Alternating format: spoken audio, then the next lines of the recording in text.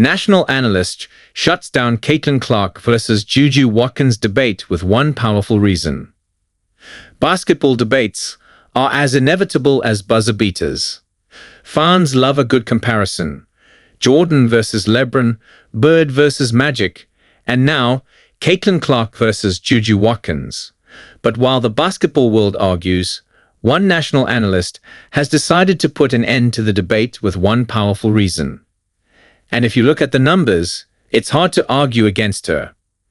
Anytime Juju has a great game, people on one side are saying, "Oh, Juju is so much better than Caitlin. Look, she's actually the Michael Jordan of women's basketball."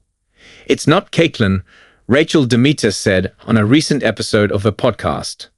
And then people on the other side, anytime they see Juju have a good game, they want to pull up anytime Caitlin has had a great game.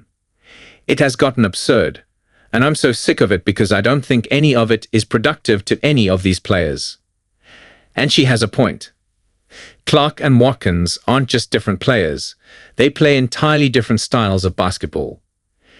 Clark, known for her deep three-point shooting, changed the game with her long-range accuracy.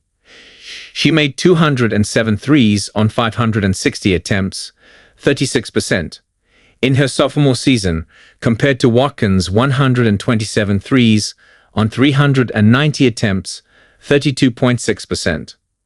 Clark also amassed 471 assists in her first 2 years at Iowa, nearly doubling Watkins' current total of 219.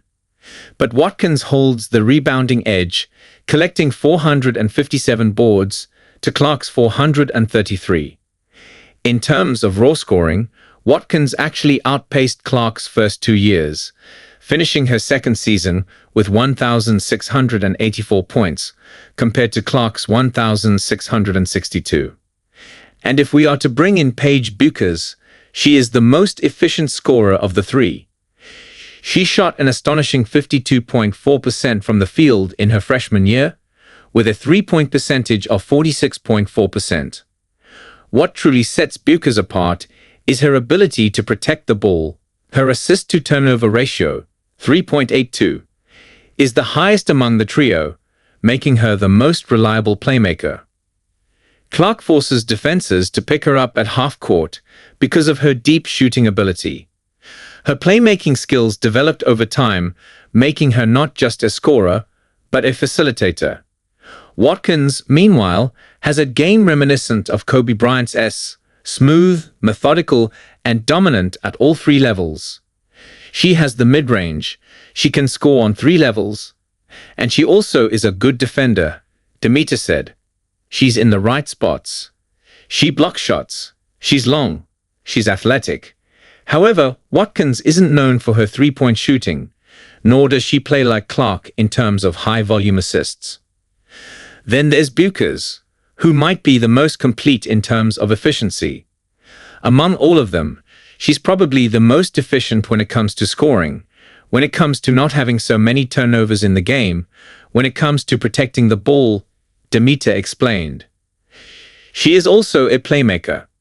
Paige can score on every level, but I think one thing with Paige, she's so shifty when she goes to the basket, and she will get a bucket. The bottom line: there is no single best player among them, just 3 incredibly different and equally valuable talents. As DeMita put it, we have players like Paige Bueckers and Juju Watkins who are making names for themselves.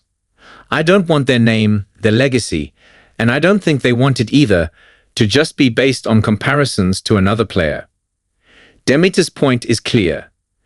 These players deserve to be recognized for their unique impact, not just in comparison to one another. But while the debate over who's best rages on, another conversation has emerged, one about visibility. The visibility shift. How Juju Watkins' rise differs from Caitlin Clark's early years. One of my readers recently challenged a common narrative in a recent article of mine regarding Juju getting lesser coverage compared to Clark. In fact, they said Clark wasn't blasted all over the media in her sophomore year. I didn't really hear much about her until midway through her junior season. Meanwhile, Juju is getting national attention far earlier. You have to credit Clark for elevating the visibility of women's basketball, which has, in turn, given Juju a broader platform. Let's not forget, Juju plays the majority of her games in Pacific Time Zone. Now that she is playing in the B1G, her exposure is coast to coast, something Clark didn't have. That got me thinking. So, I ran a Google Trends search on Caitlin Clark, and the results backed it up. Clark's media attention didn't truly explode until the March Madness of 2023, when she led Iowa to the national championship game. The next big spike, March Madness 2024, when she did it again. Watkins, on the other hand, has been in the national spotlight since day one. Even before she stepped onto a college court, she was on the cover of Sports Illustrated as the 2020 Sports Kid of the Year. She's not just a rising star, she's a marketing powerhouse.